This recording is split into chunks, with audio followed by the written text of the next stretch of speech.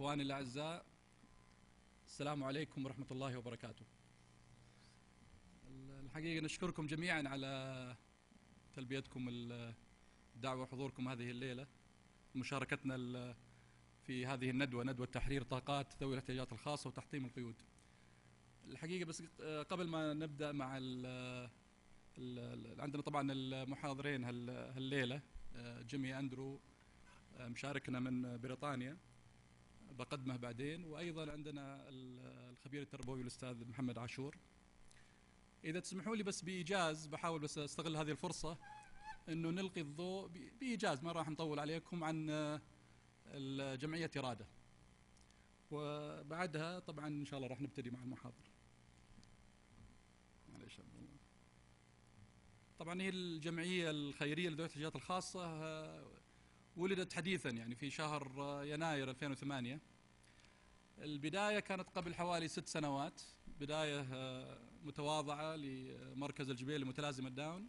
خلال هال6 سنوات طبعا الحمد لله العمل الكثير لكثير من الأطفال وأهاليهم، ووصلنا إلى مرحلة طبعا الآن نخدم حوالي 100 طفل، بس مع الوقت زاد الطلب على الخدمات للأطفال من الإعاقات الأخرى.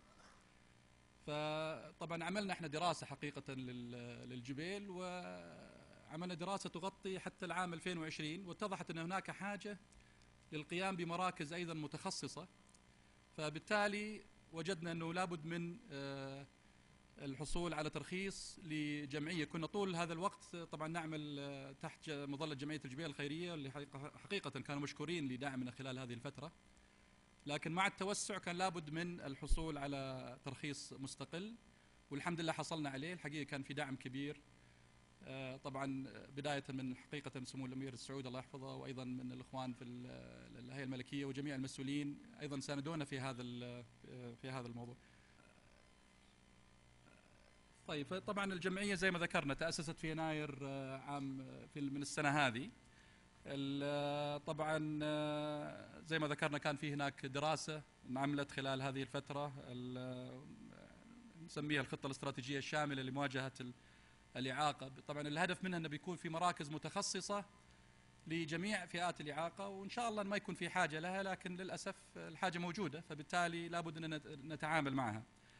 سمينا الجمعية الخيرية لذوي الاحتياجات الخاصة بالجبيل الصناعية، والاسم المختصر هو إرادة. طبعا سجلت لدى وزارة الشؤون الاجتماعية تحت رقم 425.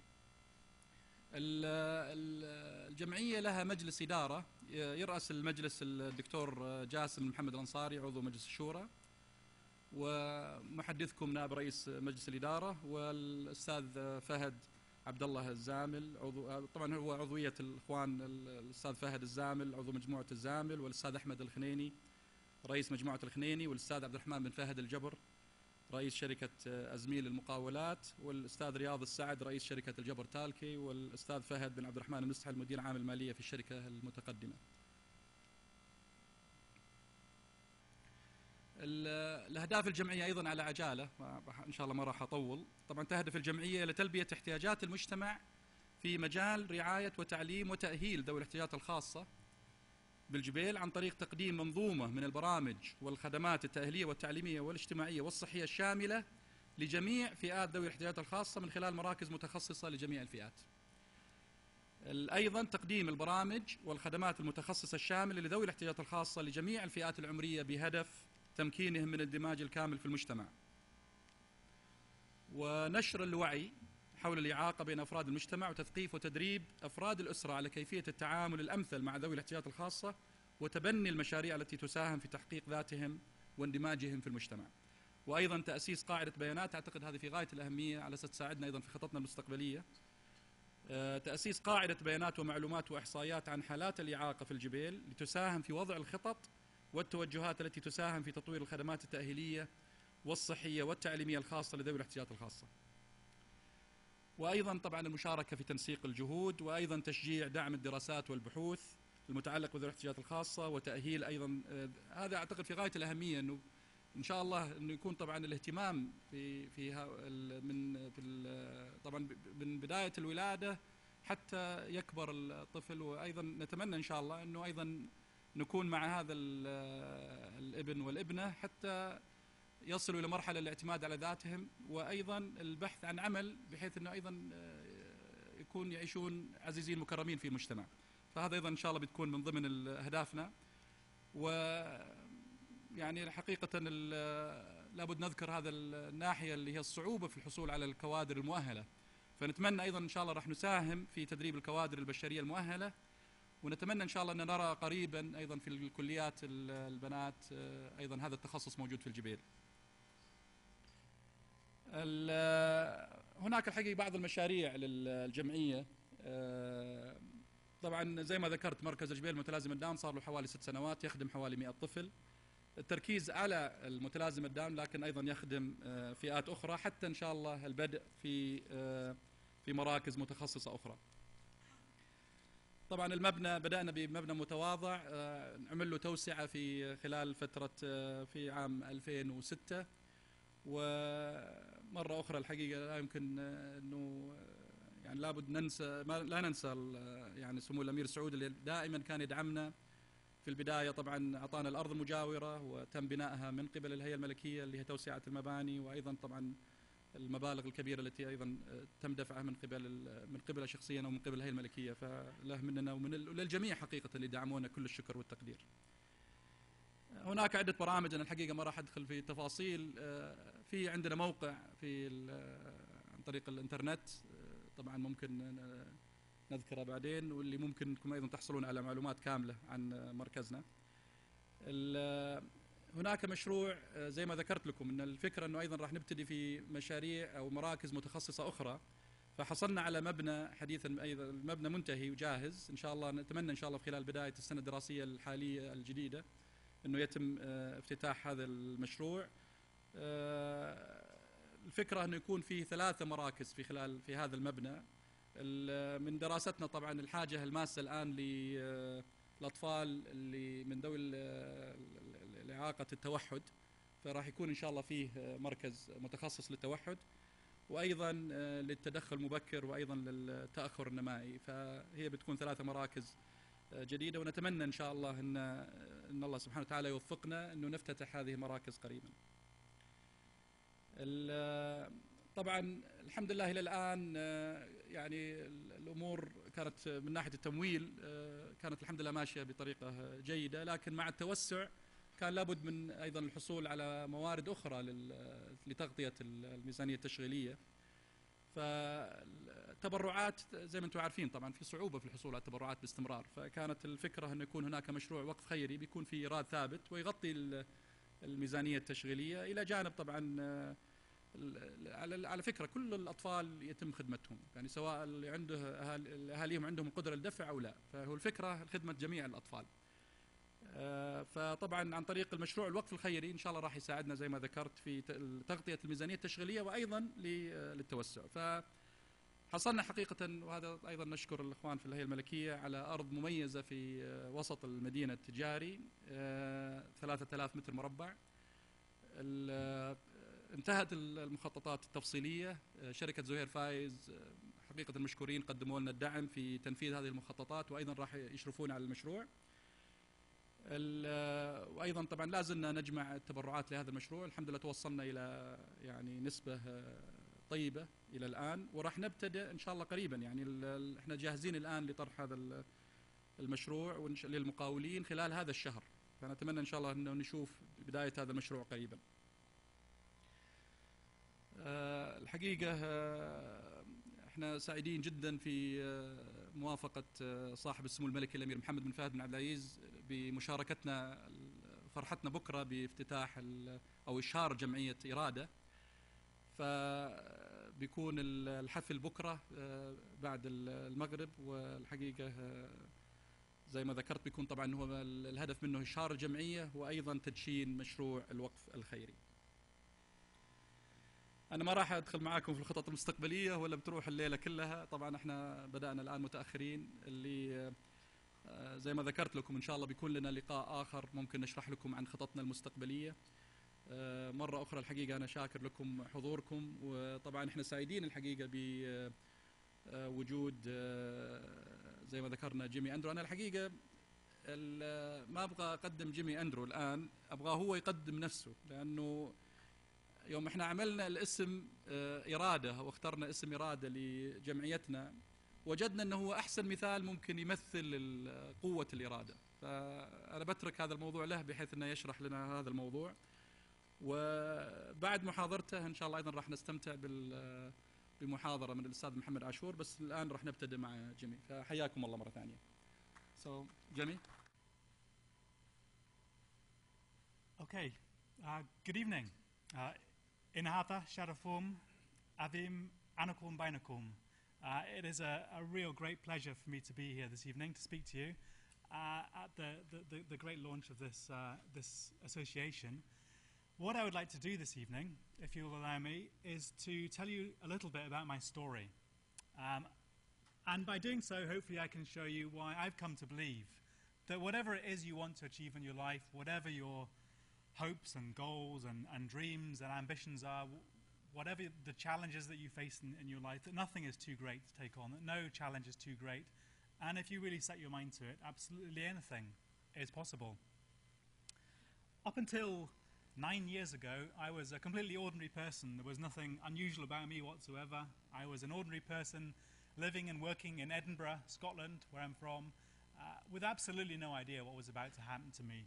The only thing that made me stand out from the crowd at all, perhaps, was my great passion in life, which was mountaineering. And every spare moment that I had, every holiday that I had, I would rush off to the hills and the mountains of the UK and Europe and around the world and go mountaineering. But really, apart from that, I was just a very ordinary, average person.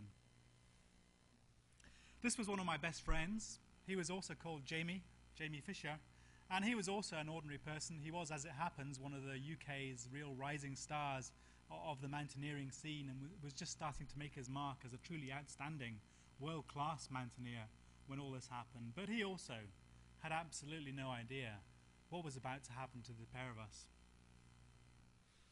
So it was in January 1999 that the two of us went to climb this mountain here. It's called Les Droites. It's in the French Alps, above the resort town of Chamonix.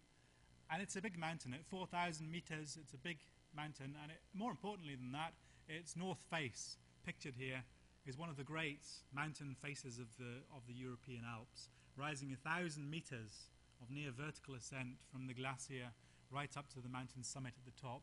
So it really is one of those great classic climbing challenges that all aspiring mountaineers have on their wish lists, not least Jamie and I. So when we arrived in Chamonix that winter to find perfect conditions, blue sky and sunshine, great looking climbing, great forecast, we leapt to the chance to tackle this great route, and off we went. So I'm not going to go into any great details about the climb itself. Suffice to say that it was difficult. Of course it was hard, but nevertheless it was well within our capabilities. We were a strong team. We'd prepared well for this. We were fit, and we did make very good progress. The plan was to spend about 3 days on this mountain, 2 days up, spending one night on the mountain face en route, then spend a second night on the very summit of the mountain itself, before making the much easier descent down the south face of the mountain the first thing the next morning, on the morning of the third day. So that was the general plan, and to begin with, things went according to that plan. So much so that by the end of the first day, we found ourselves just over halfway up this great mountain face, this 1,000-meter face. So making great progress, bang on schedule. And as dusk started to fall, of course, we had to find somewhere to spend the night. Well, obviously there were no decent hotels in the vicinity, so we had to make do with what we could find. And we were lucky we found a couple of projecting rocks with some ice at the back that we could cut away at and make a couple of ledges just big enough to get lying down on side by side, get into our sleeping bags, into our bivy bags, and try and stay warm during the very cold alpine winter night which lay ahead of us. So you don't expect great luxury in these circumstances, and we were just happy that we were able to get into the sleeping bags and try and stay warm. So it wasn't a great night, it wasn't very comfortable at all, but it did pass without any incident. And the second day dawned once again, a beautiful day. Once again, blue sky and sunshine. Once again, all the alpine winter peaks were all glittering in that wonderful low alpine winter sunlight that's so beautiful at that time of year. And once again, we began to make very good progress up the mountain. By about lunchtime on that second day, we found ourselves over 3/4 of the way up this 1,000-meter face. So feeling pretty confident at this stage, feeling very confident indeed that we would easily reach the top that day, perhaps even be able to make some of the descent down the much easier south face of the mountain later on that afternoon. So it felt at that stage we were very optimistic that the climb was pretty much in the bag. And in fact it wasn't until about 2 p.m. on that second day that our luck started to change. When out of nowhere this storm blew up, and we hadn't seen the bad weather approaching at all. It had all been coming out of sight from us over to the south, over by Mont Blanc itself. So we hadn't seen this storm approaching, and before we knew it, we were engulfed. The weather changed just like that. The clouds rolled in, the visibility soon started to drop down to near zero, and the snow started to fall. Gently at first, but before long it was just incredible. I've never experienced any snow, anything like it. You know, it was just piling down on us, piling down on our backs and shoulders and rucksacks, faster than we could shake it off. To make matters worse, the snow that was falling up onto the mountain face further up above us had to go somewhere, and what was happening was it was just being funneled down straight on top of our heads by the very series of icy grooves and gullies that we were climbing, so that it swept over us in a series of these what are called spindrift avalanches. Each one of these avalanches almost powerful enough to tear us off the mountain face entirely, and it was all we could do just to cling on to our ice axes for dear life, cling on as tightly as possible while each one of these avalanches thundered over us. Once it had passed, climb on again as quickly as possible. But the climbing now was very, very different. Before it was, for us anyway, relatively enjoyable climbing. Now it was a very different kettle of fish. It was now very much more difficult and slow and fatiguing and arduous and frightening. And so, well, you might well ask, at this point, why didn't we just go back down? Why didn't we just retreat back down the way we'd come? Well, we would have done. We certainly would have done if we thought that was the best thing to do. But as I said, by now we were 3/4 of the way up this 1,000-meter face, and to attempt to descend the very difficult and dangerous climbing that we'd done already, in those conditions would have been horrendous, would have been downright suicidal. And so we decided that the quickest and safest and easiest way off the mountain from this point was actually to carry on, to push on to the mountain summit, to spend the night there, and then make the much easier descent down the south face of the mountain the first thing the next morning, once the storm had all blown over. So that was the crucial mountaineering decision that we took, to press on for the top. But as I said, the climbing was now very much more slow and difficult and dangerous, and we were really reduced to a snail's pace. So in fact, it wasn't until well after dark, climbing by the light of our head torches, that we finally reached the summit ridge of this mountain, which was a massive relief. By now we've been climbing for so many hours in such difficult and uncomfortable position that was such a relief to arrive at the summit ridge, to be there at the top and to be safe from the avalanches, a big relief. But the summit ridge itself proved to be a bitter disappointment. We had assumed we'd reach this summit ridge of the mountain to find a wide space, at least big enough to dig a snow hole or build some kind of shelter out of the ice. We got there to discover that it was literally a knife edge of snow and ice, with this 1,000-meter drop down one side that we just climbed up, and a 500-meter drop down the other side, our descent route for the next day. And in between, nothing. Nowhere to get any shelter from the wind and the snow, nowhere to get any protection from the elements. So a pretty appalling place to have to spend the night. But by now we had no choice. We had to spend the night there. And all we could do really was to make the most of a bad job. So what we did with the ice axes, we just started cutting down, chopping down into this knife edge of snow until we'd leveled it off and created a small, flat, icy ledge. It was no more than about that wide, about 1.5 meters long, just big enough for the two of us to get lying down side by side in a kind of crouched, uncomfortable position. But still no protection whatsoever from the elements, from the wind and the snow, and from these massive drops to either side of us. At least, though, we were relatively secure where we were. We were securely fastened to the mountain with a good anchor, and we were, crucially, able to get lying down into the sleeping bags, into the bivy bags, and try and stay warm during the very cold alpine winter night which lay ahead of us. So it was a very cold night, very cold, very frightening, very uncomfortable. But it did pass without any further incident. When we woke up the next morning and stuck our heads out of the bivy bags, it was to discover that the storm which had raged so fiercely during the previous day and night still raged on. If anything, the weather had only deteriorated. The snow was falling just as heavily as it was the night before. It was now accompanied by a terrific wind, blowing straight in out of the north, straight down from Siberia. And so it didn't take us very long to decide that in those conditions, our best course of action, rather than attempting to descend, our best course of action was to stay where we were, to stay put, to wait for the weather to improve, for our chance to escape back down to the safety of the valley. But until that time, we were stuck. And so we settled in to wait. And as we waited, of course, we soon finished off all the emergency food that we had with us. More importantly, we finished off all the liquid that we had. And we certainly couldn't get our lightweight mountain stove out and burning on this precarious ledge in the teeth of the gale to attempt to melt snow for fresh liquid. So we knew that without liquid, our bodies were not recovering. We were becoming weaker by the hour. We were becoming more and more fatigued. Still, though, there was nothing we could do but wait. And the day wore on. Morning passed on to afternoon.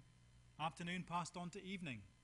Until finally we realized that we were going to be stuck on that mountain ledge for a second night.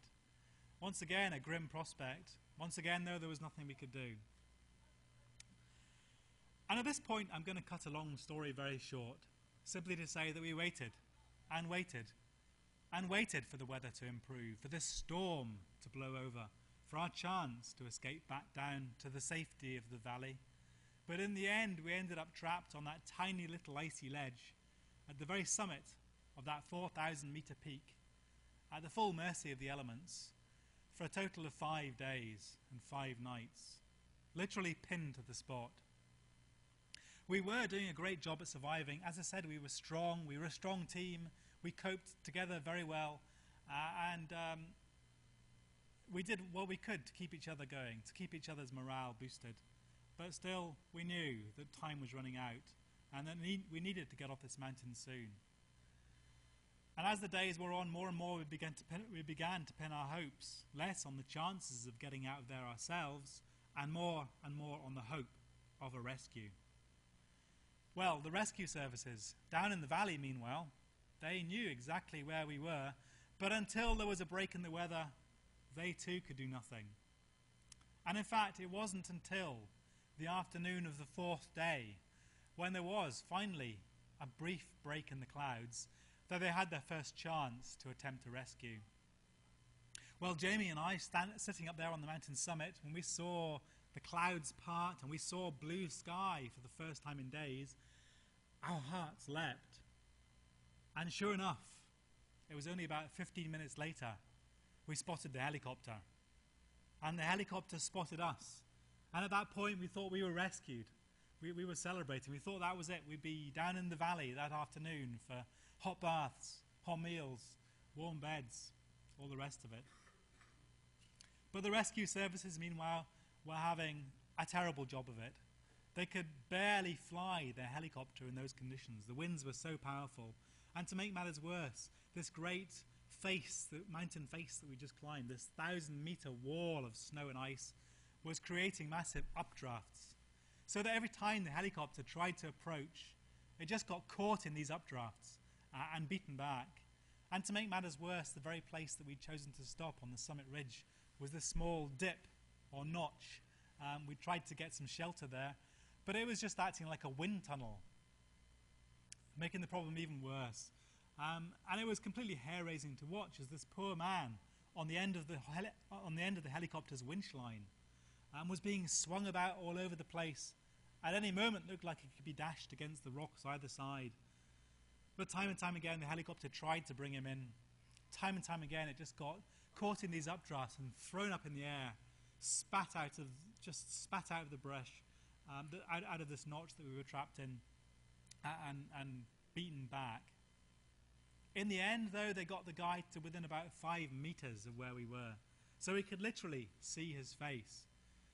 But the helicopter got forced back one final time, and by now the clouds were starting to close in again. Dusk was starting to fall, and as the helicopter disappeared off into the gloom, Jamie and I realized that that was the end of the rescue attempt for that day, and that we were going to be stuck there for yet another uncomfortable and frightening night, which was gutting. You know, having seen our rescue come so close and yet to have it so cruelly torn away from us was just a bitter disappointment and took a massive dent out of our morale. Still, though, we knew that the rescue was coming for us. We knew that we just had to hang on in there. We had to hang on just that little bit longer. But we knew also that time was running out and that we needed a break soon. Well, the next day, the 5th day, amazingly, was blue sky and sunshine. Ironically, though, for us on the mountain summit, the conditions were even worse, because with the clear skies, the temperatures plummeted. And the temperature down in the valley that day was measured at minus 30 degrees Celsius. And the wind speeds that day were 130 kilometers an hour, which were, quite apart from anything else, more than the wing speed of the helicopters they were using. So they couldn't even attempt a rescue on that 5th terrible day. And for Jamie and I on the mountain summit, it meant conditions of the utmost severity. Conditions that the human body just can't survive for very long at all. Miraculously, we made it through that day, but it was during the 5th and final terrible night that we did ultimately lose our battle for survival. And we both started to fall into the insidious grips of hypothermia, which in the mountains, of course, is a vicious killer. Well, Jamie Fisher, for whatever reason I don't know, began to fade faster than me. He at first just became confused, but then more and more he became delirious, until eventually he became unconscious, and ultimately he just stopped moving altogether. Well, I at that point was still conscious, I was still hanging on in there, but I knew now that this was the end. It was the end for Jamie. It was the end for me too. It was the end for all hope that either of us would get off this mountain alive. And I remember by now I was just sitting in the snow, completely exposed to the elements. The bivy bags we'd been using had been torn open, the zips destroyed in the wind. And so I was completely exposed to this icy cold wind, and my hands and feet had become literally frozen solid, like blocks of ice. And in that condition I couldn't even do anything to help myself. So I knew that the end was close now. And I remember as I sat there, facing into that pitch black, icy cold wind, I just closed my eyes and allowed myself to drift off to sleep, in the certain knowledge that I was never going to wake up from this sleep ever again. Well, that's what I thought. But sometime later, I've no idea how much later, I opened my eyes again, and I was still there. And when I opened my eyes and looked out, the first thing that I saw was the first rays of sunshine as they lit up all the mountain peaks all around me.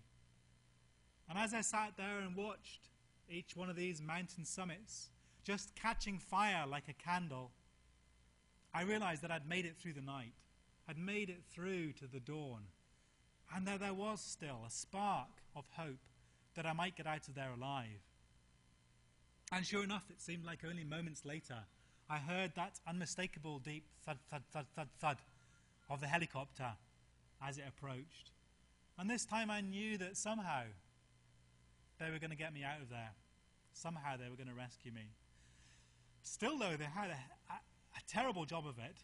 They could still barely fly the helicopter in those conditions. The winds were so powerful, and these updrafts prevented them from flying anywhere near us. What they managed to do on this occasion, though, was to make a passing drop of one of their men on the western summit of the mountain, which was just slightly above us, on this ridge where the updrafts were less powerful. They dropped this man on the mountain summit and abandoned him. The helicopter just pulled back to safety, leaving this guy who sprang into action, got some ropes out and abseiled down to where we were trapped. Realizing that I was still alive, this guy, he dealt with me first. He got me ready, got me prepared in a rescue harness, and then radioed the helicopter. Well, the helicopter, meanwhile, had prepared its full 40 meters of winch line. That wasn't going to be nearly enough, though, to clear these updrafts. So to the end of that, they'd added another 50 meters of climbing rope, to the end of which they'd attached a single hook. The helicopter then just made one pass straight over this mountain summit, trailing beneath it this 90 meters of line with a hook on the end. And as it flew past, the pilot managed to guide it with such precision that my rescuer on the ground was able to reach up with his hand and catch this hook. As it swung past, he just clipped it onto my harness, and instantly I was yanked off the mountain. Instantly I was spinning 1,000 meters above the glacier in space, in what was quite literally one of the most spectacular and daring rescues in the history of the Alps. Not that I really appreciated that at the time, but I was still conscious, just. And the last thing that I saw before I finally passed out was this scene here, taken from the helicopter looking back. It's not a great photograph, but you can make out this little ledge that we were trapped on at the foot of this slight dip in the ridge, with these massive drops to front and back. And the last thing I saw before I passed out was this blue suited figure of my rescuer as he crouched over the now lifeless body of my best friend and climbing partner, Jamie Fisher. So at that point I knew that I'd made it. I was going to survive. I'd been rescued. But I knew also that in no way was this a happy ending, and that I was returning to a very, very different world to the one that I'd left behind just a week previously. Well, I was flown straight to Chamonix Hospital, where I have to say I was extremely well taken care of. The staff there, the doctors and surgeons and nurses, not only are they world experts in the treatment of mountain traumatology, mountain sickness, but living and working amongst the mountains as they do, they're all mountain people themselves. They're all skiers or snowboarders or mountaineers, and that meant they had a great deal of empathy for me as a human being. You know, they understood who I was, where I was coming from, what I'd been doing up there on the mountain summit in the first place, and that level of understanding they were able to show me as a person meant a huge amount to me, meant as much to me as their medical expertise. I was also surrounded by my friends and relatives who flew out to be with me. In the photo there on the left is my father, and on the right, most importantly of all, my girlfriend Anna. So I was very well looked after at that point, very well taken care of, but still, those were such hard days, very hard days indeed. And I was really struggling to come to terms with what had happened, struggling to understand the tragic and unexpected loss of my best friend Jamie. And on top of that, I was really quite ill myself. The hypothermia was okay, that was soon treated, but the frostbite certainly wasn't. As I said, my hands and feet were literally frozen solid, like pieces of meat out of the freezer. And you don't get away with that kind of frostbite without some kind of permanent damage. At this point, though, the doctors and surgeons couldn't say how bad that permanent damage was. All they could do really was to defrost me, pump me full of drugs, and then sit back and wait. Wait and see which parts of my hands and feet might recover, might regenerate, and could eventually be saved, and which parts would die back, would atrophy, and would eventually have to be amputated. And this period of waiting could take many weeks, months, even years, following which there could be many more months and years of reconstructive surgery and rehabilitation, at the end of which one day I might, perhaps, be able to lead some kind of normal life again. But until that point, I just didn't know. And to me, that uncertainty was worse than any fate that I could imagine. Simply not knowing what the future held in store for me was what really got me down the most, what I really struggled to deal with the most. And so in retrospect, I think I was really quite lucky that that period of waiting was cut really quite short, when after only a week and a half, I became extremely ill with septicemia, the blood poisoning from the dead tissue in my hands and feet. And on the 10th day, my body could cope no longer, and I fell into septic shock. The major organs in my body just started to shut down. And septic shock is just lethal. It can kill you in minutes. So at that point, the doctors and surgeons who'd been battling so hard for me had to act swiftly. They intubated me. They put me on a ventilator. They sedated me and effectively held me in an artificial coma. So it was while I was unconscious that these guys who'd been fighting so hard on my behalf were forced to take the excruciating decision whether to carry on that fight, to give me my chance, but in all probability see me die, or whether to take action, to go ahead and amputate. And in the end, I think they realized that if they were going to save my life at all, then amputate is what they had to do. And obviously, amputate is what they did. So I wouldn't normally compare myself with Greek gods, but this guy here, Dionysus, and myself, we share the same amputations.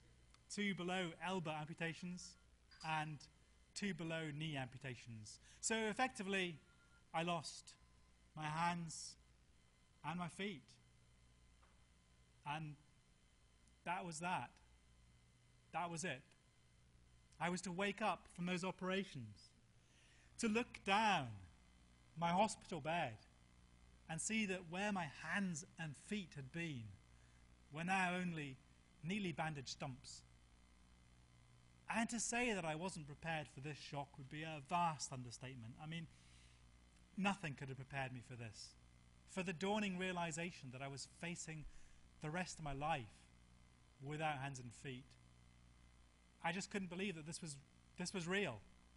This was happening to me. And it wasn't all some terrible dream. And they were never going to grow back again. This really was it, the rest of my life. And to begin with, the prospect just seemed too appalling to even contemplate. I couldn't even begin to imagine how I could ever lead any kind of meaningful existence in this condition. And I must admit that there were times during those first few days and weeks when I truly felt that I'd have been better off dying up there on the mountain summit alongside my friend Jamie, rather than coming down to have to face a life like this. So those were dark, dark days indeed. And I really did struggle. And I struggled too still to come to terms with what had happened to Jamie. And I struggled with some very strange and difficult emotions, such as guilt. Guilt at having survived when he hadn't. Guilt having got down alive from our ordeal together when he hadn't. But in the end, it was through thinking about Jamie, it was those emotions relating to Jamie which actually helped me to come to terms with what had happened. Because through thinking about him, I came to realize that the most important thing was that I was alive. I had been given a second chance. Jamie, who'd so tragically died on the mountain summit, hadn't been as lucky as me, hadn't been so fortunate, hadn't been given that second chance. And so I made up my mind that I very much owed it to him. as much as I owed it to everyone who'd fought so hard to save me, as much as I owed it to myself to make the most of the second chance, just to give it a go, to find out what was possible without hands and feet, just to treat it like my next big challenge, to treat it like the next big mountain that I had to climb. And so I somehow made up my mind that this day here was going to be the low point in my life, and that every day from this day on, somehow I was going to get better. Somehow I was going to improve. At this point, I had no idea how I was going to go about that and what I might achieve. And maybe I make it sound like it was an easy resolution to come to. Well, it certainly wasn't. And it wasn't one that happened overnight either. It did take many weeks, months, even years before I fully, truly came to terms with what had happened. But the important thing was taking that positive attitude right from the beginning, resolving to somehow find the positive in this situation and bring it out. And so with that in mind, I was soon well enough to be flown back to hospital to my hometown of Edinburgh. And there I began this amazing voyage of rebuilding my entire life all over again from scratch. This great journey of basically learning to do everything all over again. Because at this point I could do nothing for myself whatsoever. I was entirely dependent on other people for absolutely everything, you know. Never mind the big things in life, never mind going to work or climbing mountains. At this point I could do all those everyday little things that we take so much for granted in life. Just getting up out of bed in the morning, going to the bathroom, washing myself, dressing myself, feeding myself. All those everyday things. I was faced with the prospect of learning over again from scratch. And to begin with, that challenge that I faced just seemed way too daunting for one person to take on. I just didn't know where to start. I didn't know how to cope. I didn't know where to begin. And there were many, many times during those first few days and weeks when I really felt like giving it up before it even really started, just throwing the towel in. And so in retrospect, I think I was very lucky that quite early on during that time, I came to realize two very important things about this challenge that I faced. The first thing that I realized about this challenge was that I wasn't facing it alone. In fact, I was surrounded by people who were there to help me.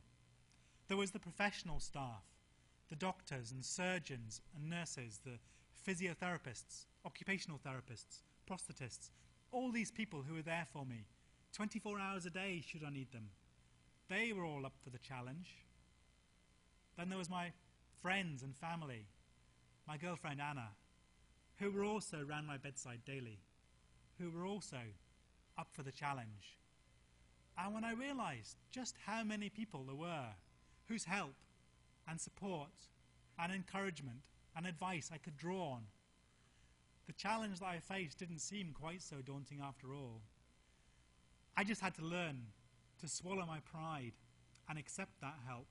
You know, as a previously fiercely independent person, it wasn't easy for me to accept that I couldn't do this alone, that I did need the help of those other people. But once I got my head round that barrier and did start to work with those people together as a team, we did begin to make some very good progress. And then at the same time as that, the second thing that I came to realize about this massive challenge that I faced was that, of course, it didn't have to be one big challenge, but like any challenge, it could be broken down into many, many, much more achievable, bite-sized chunks. So rather than lying in bed, moping about the fact that I was never going to climb a mountain again, I would wake up in the morning and set myself a small, achievable goal, a challenge that I felt I could meet that day. I would wake up and say to myself, okay, well, yesterday the nurses had to brush my teeth for me. Well, today I'm going to do that myself. And I don't care whether it takes me 20 minutes, an hour, all day. Well, I've got all day. And so I would fling myself with as much enthusiasm as I could muster into this challenge that I'd set myself. And to my surprise, more often than not, I would achieve that challenge. I would meet that goal. Somehow or other I would get there. It might be difficult. It might take all day. And it would certainly require a huge amount of help from those around me. But somehow or other I would get there. And that would be a small victory. That would be a small step further down my road to rehabilitation and independence. That would be a little bit of my self-esteem won back. So far from being the worst time in my life, this period of 2.5, 3 months after the accident in many ways proved to be one of the most rich and rewarding and exciting times in my life, because every day I was achieving these small victories. Every day I was reaching these small goals, and I didn't find it difficult to stay motivated during this time at all, for just that reason, that every day I was achieving something new. Every day I was going to bed having managed to do something that I couldn't do the day before. And so over the next 2.5, 3 months, with a huge amount of help from those around me, I did learn once more, using my new body, to do all these everyday things, to wash myself, dress myself, feed myself, go to the toilet myself, all these everyday things. At the same time as that, of course, I was learning to walk again. Starting out with these crazy, giant, one-size-fits-all inflatable legs that, believe it or not, they give you to start out with. But moving on from them within a week or two onto a pair of fantastic, top-of-the-range, carbon fibre, titanium prosthetic legs. And that experience was just incredible. You know, having so recently just looked down my hospital bed and seen that my feet were gone forever and thought that I would never walk again, here I was just 3 months later, standing on my new legs, walking on my new feet. And that gave me just such a massive boost to my morale, such a massive boost to my confidence. In fact, it gave me the boost that I needed, I think, to take the very big step of leaving the hospital and moving back home again. Because as well as having these short-term goals, of course it's important to have long-term goals too, something to work towards. And my long-term goal was precisely that, was to leave behind the institutional 24-hour care of the hospital and live my life independent once more in my own home. At this point though, I still had grave doubts whether I could manage in my own home. Even with the help of Anna, who was going to be there for me, I didn't know whether I would cope without that 24-hour support which I'd become so reliant on. But if there was one thing I did know, was that I was never going to be 100% certain. And if I was ever going to do this, at some point I just had to take the plunge and give it a go. And so learning to walk was what gave me that boost, that tipped the scales to such an extent I was able to give it a go, to move back home. And that's what I did. I moved back home. And I did. Once I moved back home, I did cope very well indeed. I still depended very much on Anna for many things. All the household chores, the cooking and cleaning and laundry and washing up and ironing, all those things that strangely took me a lot longer to master than many of the other things in my life. But while Anna was getting me licked into shape with those things too, I did begin to lead a relatively normal life again. And so I suppose that might be the end of my story there, were it not for the fact that by now I'd become almost addicted to this process of setting myself challenges and achieving new things. And I found I really couldn't help myself from setting my sights further afield. And I couldn't help myself also from turning my eyes once more to the hills and the mountains that I love so much. So it was on a whim, really. About a week after I moved back home, I decided I was going to go out and climb my first mountain. Although you'd hardly describe Blackford Hill in the park in the centre of Edinburgh as one of the world's most significant mountains, it's all of about 200 metres from the car park to the summit. But nevertheless, standing on that summit, with this fantastic 360-degree view round all over Edinburgh, I just felt on top of the world. I just felt incredible. And I guess I began to realize then that this flame of passion that I have for mountaineering hadn't been extinguished up there on the mountain in the French Alps, but that the embers still burned within me. And I made up my mind that I was going to, I guess, pursue this dream, crazy though it might seem, of returning to those hills and mountains once more. At this point, I had absolutely no idea how I was going to go about that. I had no idea what I might achieve beyond climbing Blackford Hill. I still had the hardest bit yet to come, which of course was getting back down Blackford Hill. But at this point I figured, well, what do I have to lose? What's the harm in giving this a go and seeing what happens? So why not just take it one step at a time and see where I get to? And that's exactly what I did. Starting out with the smallest hill in Scotland, I just worked my way up, bigger and bigger things, until about a year later I found myself here on the UK's biggest mountain, Ben Nevis. On world class terms, it's not a big mountain. It's only 1,400 meters or something, but it is a long, hard climb from sea level. It is a long, difficult climb to the summit. And at this point, I really was quite worried that I had bitten off a good deal more than I could chew.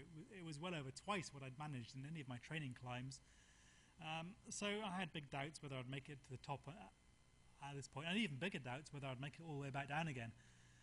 But by now, of course, the world's press and media had found out about it, so I was being literally pursued up the mountain by about a dozen journalists, a dozen photographers, and 3 film crews. So I really felt I had to keep going. And I did. It was a long, hard slog, but I did keep going, and I did eventually make it all the way to the summit. Pictured here alongside Anna, who I'm happy to say about a fortnight later I was to get married to. So a double reason for celebration at this point. And at the top, of course, there was another round of interviews and photographs, following which the journalists, all happy with their story, just disappeared off down the mountain, leaving me standing on top thinking, well, never mind amputee climbs Ben Nevis, what about amputee gets back down again? Well, what I hadn't realised was that the RAF, the British RAF, whose charity we were doing this for, had organised a small surprise for us. Because about 5 minutes later, this thing showed up, the RAF Sea King. They managed to land it right on the summit of the mountain, bundled me aboard, and took me off for this amazing journey round the North Face, around all the mountains all around. And there was me sitting in the back thinking, great, well now I'm going to make it back down to the bottom long before all those journalists. Unfortunately, the RAF boys weren't quite as unscrupulous as me, and they put me back down in exactly the same spot. So it was a further 5.5 hours before I made it back down to the bottom. But an interesting day out nonetheless. Well, at the same time as all this training for my hill walking that I was doing, I was becoming almost zealous in my drive to achieve new things and to get back into all the outdoor pursuits and activities that I'd so much loved doing before my accident.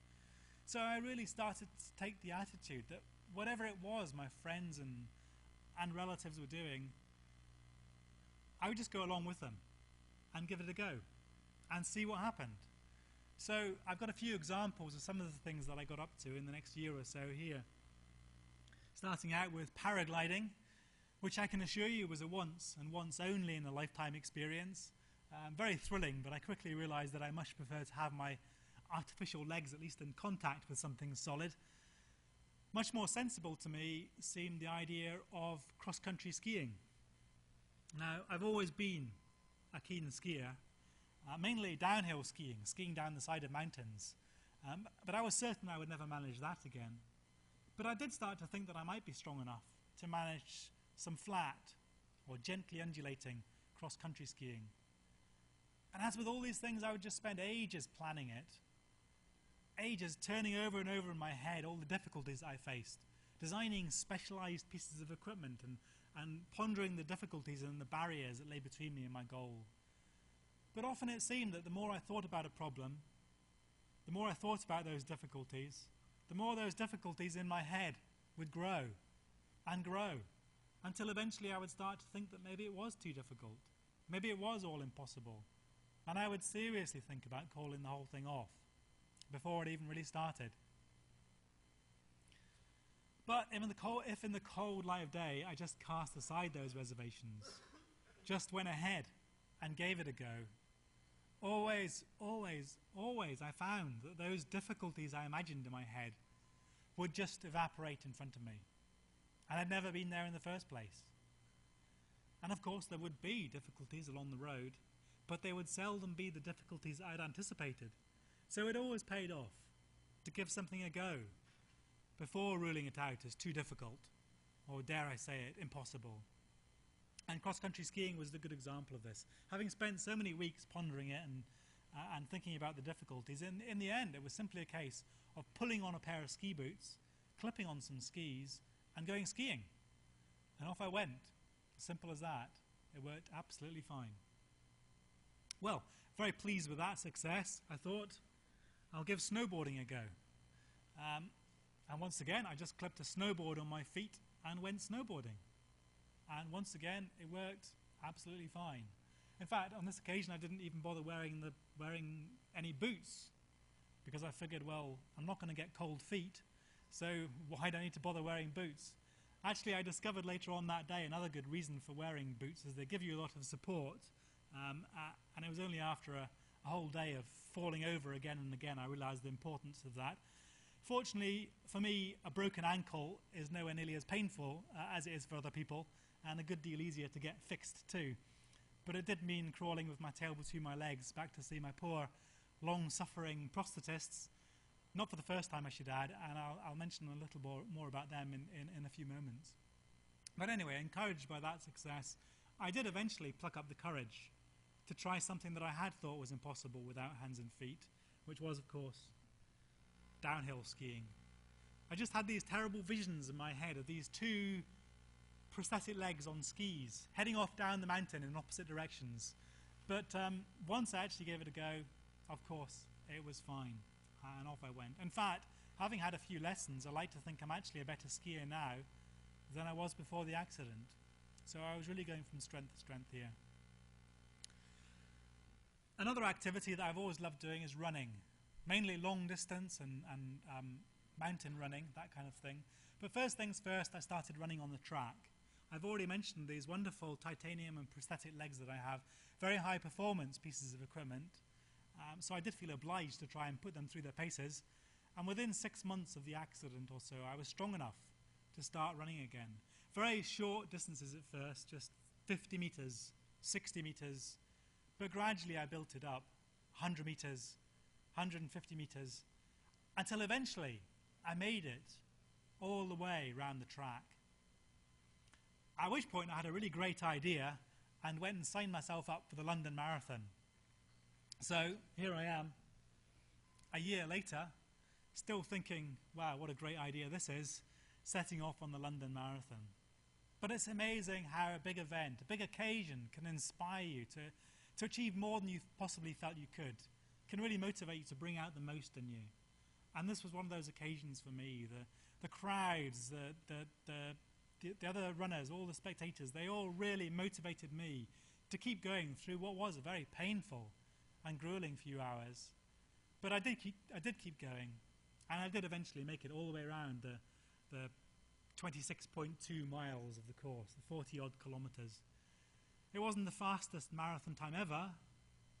In fact, Paula Radcliffe beat me on that occasion, but at least I finished on the same day as everyone else, and that was an achievement that I'll always be very, very proud of.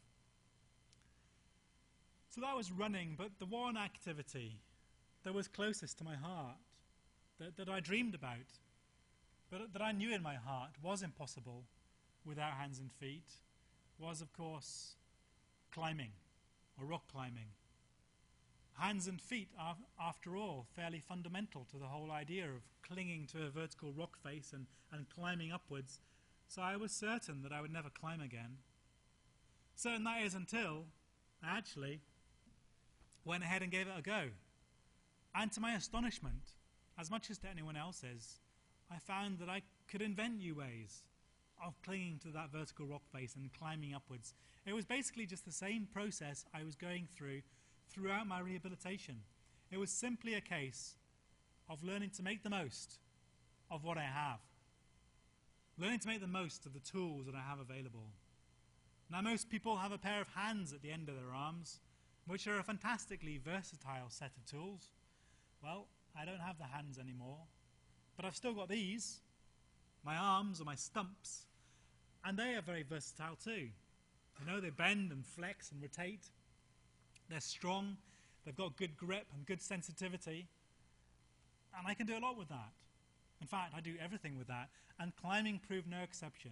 I just had to use every ounce of ingenuity and cunning that I'd been trained to use as a mountaineer anyway, to invent new ways of clinging on and climbing upwards, of pushing down on the little handholds, or wedging my arm behind pieces of rock, or jamming them in cracks, or sticking them in holes, anything to cling on and climb upwards. And I have to say, it worked remarkably well. And for me, it was really wonderful just to be able to go back and climb, do the activity that I love doing the most, on the rock faces and cliff faces of the UK, in the outdoors, in the sunshine, with my friends once more. That meant a great deal to me. So I thought, that's rock climbing. What about ice climbing? Climbing, you know, frozen ice falls. Well, I don't know if you know, but to be able to go ice climbing, you need to be able to hold 2 ice axes, one in each hand. So I couldn't immediately do that, which meant another visit to go and see my poor, long-suffering prosthetists, who I have to say have been wonderful to me over the years. They really have pulled out all the stops on so many occasions. They work within tight NHS budgets, but they really do what they can for me. And on this occasion, though, it did take a good deal of persuasion that this was a sensible way of spending taxpayers' money. But we did eventually get the go-ahead to design and build what was to become Britain's first pair of national health ice axes. So there they are in operation. They worked remarkably well, and off I went, climbing up Scotland's icy north faces and gullies during the winter time. So now that I was climbing the biggest mountains in the UK, rock climbing again, ice climbing again, I started to think that all the skills were in place now. All the pieces were there for me to be able to write what I considered to be the final chapter in this story of my rehabilitation. For me to be able to complete the circle, if you like, and return to climb once more in the mountains where it all happened in the first place. To climb once more in the mountains of the French and Swiss Alps. And so that's what I did. And it was a remarkable experience. It was very hard, of course. It was hard physically. It was hard mentally and emotionally too. But it was important to me. It was cathartic. It was part of my process of healing. And it was part of my process of laying to rest of ghosts. And it was also important for me to be able to go back and climb with so many of the people involved in my story. As I said, the rescuers, the doctors and surgeons and nurses out there, many of them are mountaineers themselves. Many of them had felt at the time as I had, that the whole sorry story had been a complete failure, that I'd have been better off dying up there on the mountain summit alongside my friend, rather than coming down to have to face a life like this. And so it was important to me to be able to go back and show them that their efforts hadn't been to no avail, that an active person can still lead a rich and rewarding life, almost no matter what. And many of those people have since become great personal friends.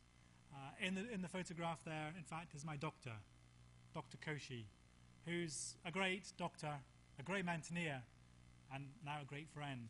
I do go back to the French Alps whenever I have the chance and climb with him. This, for example, is the two of us together again, this time at our high point on Western Europe's highest mountain, Mont Blanc, at just under 5,000 meters. It's a very big mountain. And I say our high point because, unfortunately, on this occasion, we were forced to turn around and go back down just 300 meters from the summit by approaching bad weather, which was gutting, you know, having put so much hard work and effort and time and preparation and energy into getting so close, just a stone's throw from the summit, and yet to have to turn around and go back down was just so disappointing. But if there's one thing I've learned through my experiences, it's that, well, sometimes failures happen. But you've just got to learn to accept those failures. Learn from them, but then draw a line and move forward. And mountaineering is always going to be a game of successes and failures. And I've had my share of failures. I'm happy to say I've also had my share of successes too. This, for example, is a mountain in Switzerland called the Monch. And as you can see on this occasion, we did get good weather, and we did make the summit safely and back down again. And I realize that mountaineering is not everybody's cup of tea. That some people would rather do anything than set foot on a mountain summit. But it's what inspires me. It's what I'm passionate about. And I believe that whatever it is in life you're passionate about, you should pursue those passions in the hope of achieving your dreams. And I hope you can at least see something in that photograph of what it is. It inspires me to go and climb in those mountains, despite what's happened to me. Well, the last expedition I'm going to talk very briefly about is to this mountain here, which you might have heard of. It's Kilimanjaro, the highest mountain in Africa. At just under 6,000 meters, it's a very big mountain, and we were going to go and climb it by one of its more difficult northern glacier routes. That wasn't what made this expedition unusual, though. This expedition was unique, in fact, in that all 4 members of the team were disabled. Each of us, in fact, had a different disability, which meant for quite a challenging climb, as you might imagine. Each of us had our own weaknesses. But what we discovered as we climbed higher and higher up this mountain was that much more important than that, each of us had our own strengths. And if we were to work together successfully as a team, we had to work around those weaknesses and work with those strengths. And I know that sounds like a really obvious, if not trite thing to say, but it's not always obvious. When you're forced together to work together as a team of people who've never worked together before, it's not obvious what those weaknesses are, what those strengths are, how to work together as a team. And you have to put a lot of effort into making that work. So for us, the learning curve was steep, like the mountain itself. But we did put in the effort, and we did find ways around the obstacles and barriers we faced as we climbed higher and higher up the mountain. And the solutions, as solutions often often turned out to be really quite simple. Paul, for example, is paralyzed down one side of his body due to hemiplegia, a brain injury. He can barely carry a rucksack. Well, I, as it happens, can actually carry quite a heavy rucksack, but I can't do up the zip on my jacket. I can't do up the buckles on my crampon straps. David, meanwhile, is paralyzed below both knees. He's got 2 good hands. He could help me with my crampon straps. He could help me with my jacket zips. And meanwhile, Paul would be doing something else to help out David. So simple things like that meant we were able to make progress up this mountain. And we did eventually find ourselves in position to launch our crucial summit attempt. And this photo here is taken at dawn on summit day, an epic day that was to last 24 hours on the go non-stop. But you can see in the background there the shadow of the mountain itself being cast onto the plains of the Serengeti, 5,000 meters lower down. And it was inspiring, stunning stuff like that that kept us going, kept us motivated to carry on through what was a very grueling day. But we did eventually, all 4 of us, make it to the summit of the mountain, the roof of Africa as they call it. And that will always be one of my proudest achievements. Well, since climbing Kilimanjaro, I've done many, many things. A few examples. I've learned to sail. I've sailed across the North Sea from Norway to Scotland. I've competed in triathlons, the Ironman triathlon. I've set up my own charity foundation whose aim is to help amputees elsewhere in the world who are less privileged than myself, for whom simple, cheap plastic prosthetic legs costing only a few dollars can literally mean the difference between life and death. But people often ask me, what has been the greatest challenge? Since losing your hands and feet, what has been the biggest challenge? Well, I'll tell you the answer to that question. In fact, it's nothing to do with mountaineering or any of these activities. It's these 3 people, my children.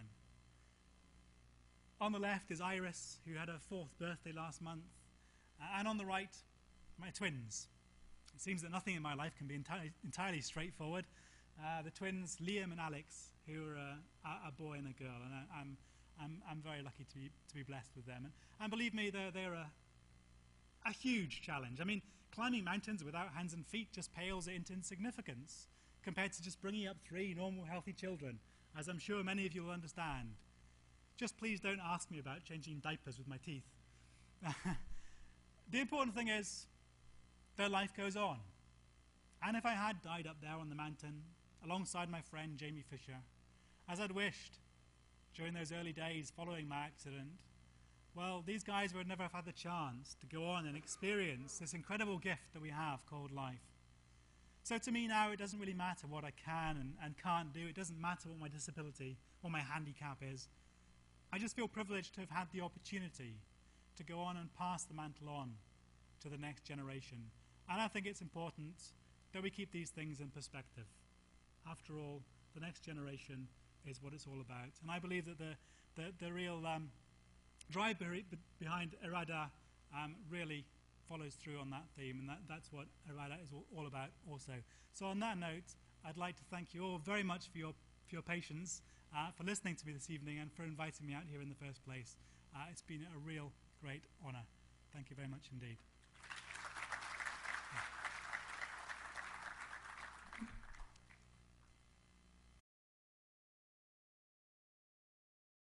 I have attended a conference in Oman last year.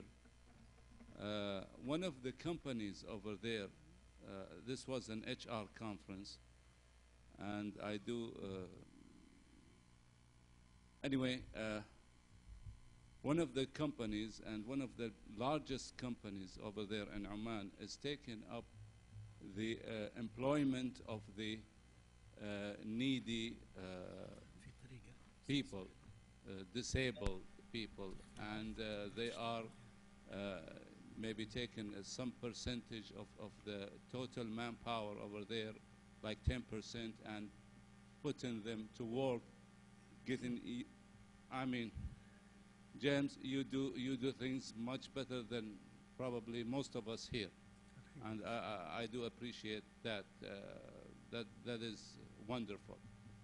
Now, here in Jubail industrial area, we have, mashallah, very big companies and very big complexes that could host the talented people, and there are a lot of people talented, the disabled, and they don't need to go outside and climb. I'm sure James can, but the others climb columns or furnaces or what have you, or do a maintenance jobs. But they could do administrative work and some other, let their abilities speak for themselves. I would really like to see something like this happening here in Jubail area to start with your effort, Abu Nizar, and the rest of SABIC group. Is this possible? That's my question. Thank you very much. Thank you very much. So this question is not for Jamie, obviously. This is for all of us here in this city. And thank you for this comment. I really do hope. I mean, tonight we heard Jamie. I mean, what such great lessons for all of us to really learn from this experience. I think the question is extremely important, what you are putting here, that because it comes with the whole society. I think this is one of the biggest challenges we have in our Irada society. Irada society, when we really thought of this, and I just run quickly through al-ahdaf, objectives. One of the biggest challenge, taking care of the children and really trying to get the best out of them. Maybe it is hard, but this is doable. We can do it. الإشكال يا أخوان في تقبل المجتمع. يعني حتى أنا استخدام كلمة المعوق ما نحب نستخدمها. يعني احنا اتفقنا داخليا في جمعية إرادة إنه نستخدم الاحتياجات الخاصة.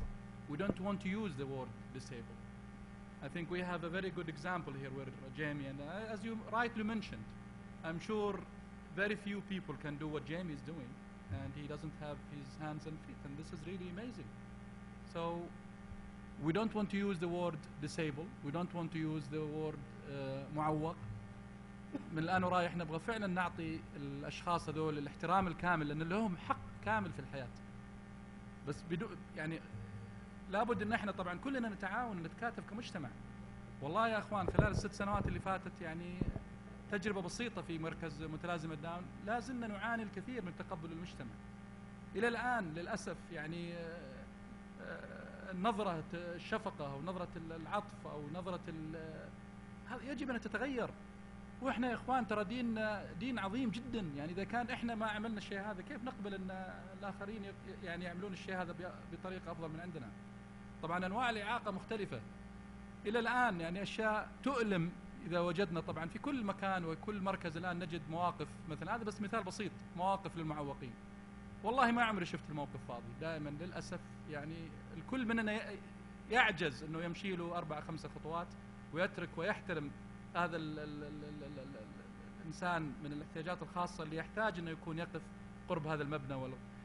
دوروا لي كم مبنى يعني بالإمكان أنه والله شخص عنده إعاقة حركية ويتحرك على كرسي متحرك، أنه والله مثلا التجهيزات موجودة. يجب أن احنا كلنا نتكاتف، الأمور يجب أن تتغير، نظرتنا للاحتياجات الخاصة يجب أن تتغير وتتكاتف. هي ما هي عمل شخص أو شخصين.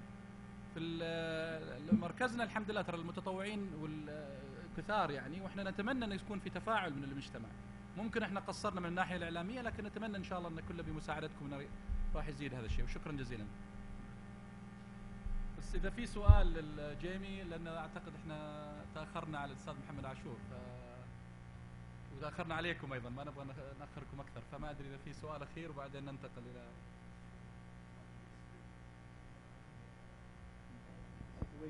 probably the situation that we have here. Probably, we are not in your shoes, or those people who need, us. How you feel, you need, the support from others, or the disabled person, what he needs from other around him, being, let us say that person probably he needs special attention, not, like others, even with, your situation. I would like to hear from you what you expect from us. Thank you very much for your question. It's a very good question, and to put it quite simply, I expect people to respect me for the things that I can do and not for the things that I can't, because it's only by focusing on the positive that you can really get the most out of people. And there are some things I can't do. There are quite a few things that I can't do, but that doesn't worry me because I'm focusing on the things that I can do. And if everyone else takes that attitude too, then you will do the most you can to support the people around you, no matter what their background or disability is. It doesn't matter, just respect them for what they can do. I hope that answers your question. So Jamie, thank you very much. This was really very interesting experience that you shared with us. Maybe before we Jamie had written this beautiful book. It's called Life and Limb, and it tells the whole story and a lot of lessons. So whoever is interested to get a copy of this book, he can maybe register through the Irada Society, and we'll be more than happy to provide you with one copy. So Jamie, thank you very much again. Thank you very much. And we hope that you will enjoy our these 2 days visit from your side. Thank you. Thank you very much. Okay. Thank you. Take the seat. Okay. Okay.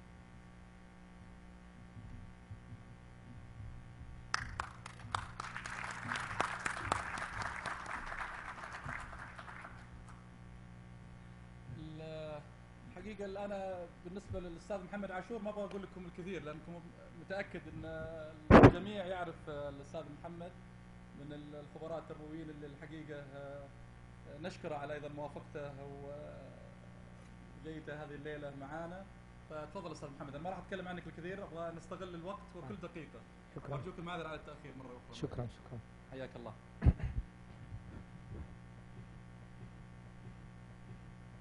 يشرفني أن ألتقي بكم في هذه الأمسية والحقيقة اللقاء سيبدأ متأخرا، وأعدكم أن من سيبدأ معنا 10 دقائق ربما سوف يقرر أن يستمر.